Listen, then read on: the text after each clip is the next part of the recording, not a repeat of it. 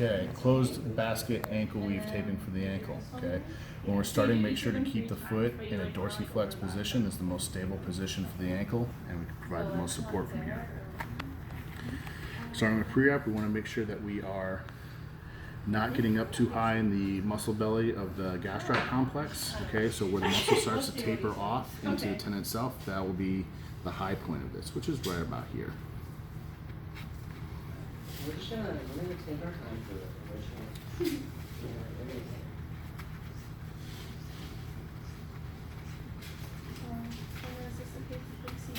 Yeah. Might as well do that one. Yeah.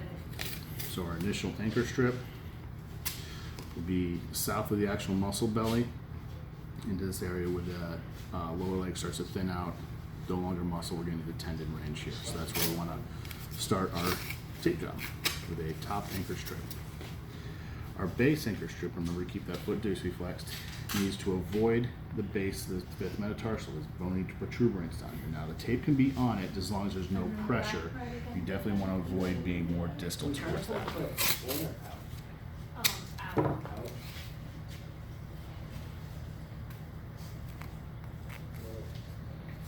Okay, so I am on its base of this fifth metatarsal a little bit, but there's relatively no pressure in place there.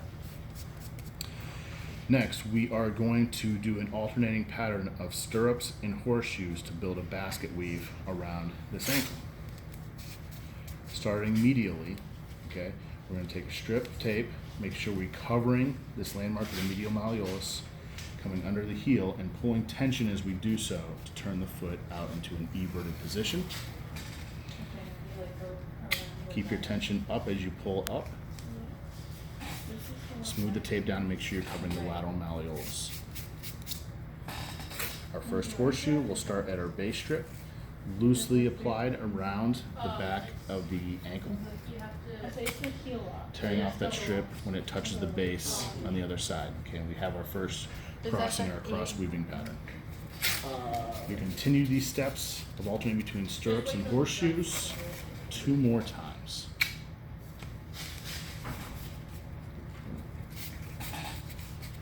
Smoothing out the tape as you go to prevent wrinkles. And keeping up with our weaving pattern.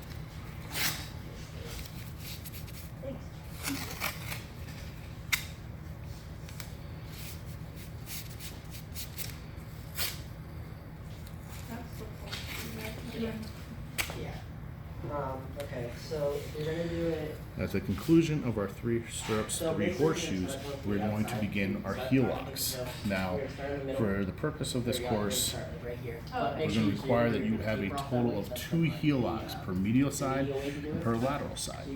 Whether that means you do 4 individual heel locks, or 2 individual heel locks and 1 continuous heel lock, or 2 continuous heel locks, I'm indifferent, as long as there's 2 locks on the medial side and 2 locks on the lateral side. First, we're going to demonstrate a medial heel lock.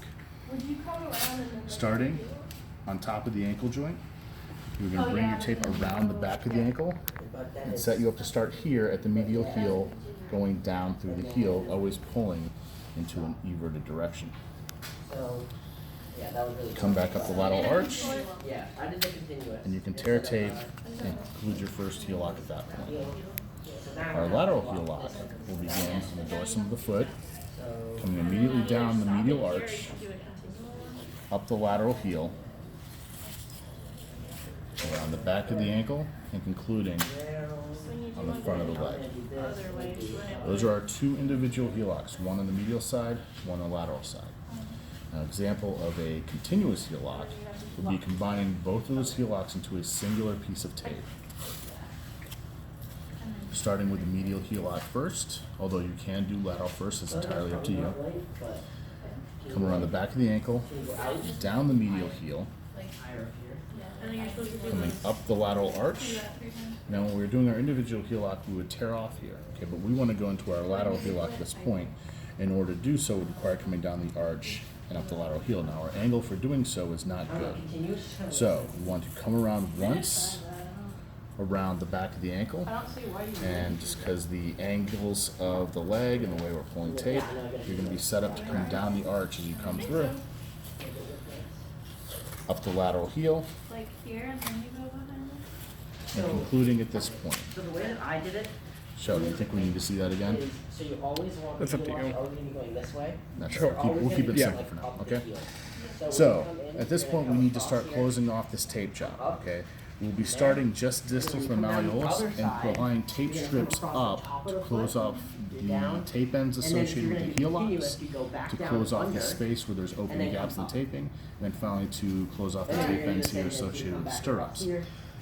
The diagrams show Across here, a and 7 then strips that under need to go and across. However, that down, entirely down, down, depends like on so. how much space Yeah, you so you have always covered. wanna be It may be walking fewer the than heel. 7, it may be greater than 7. All what matters though is you have proper tape coverage to close off those areas. In this case, I have done 1. Make sure you're overlapping about half the tape from the previous wraparound. 2, Glad you remembered the word, 'cause I definitely did not remember it. 3, So when you go from bottom, so like you 4, start here and go up, 5, just wrap it. 6, You go behind here. I think you're supposed to lift it each time. 7, Oh,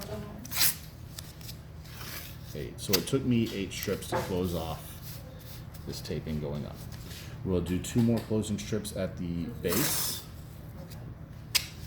Kind of keeping in mind to apply lightly. You don't want too much pressure down on these structures, particularly base of the foot metatarsal. Here's our first closure strip.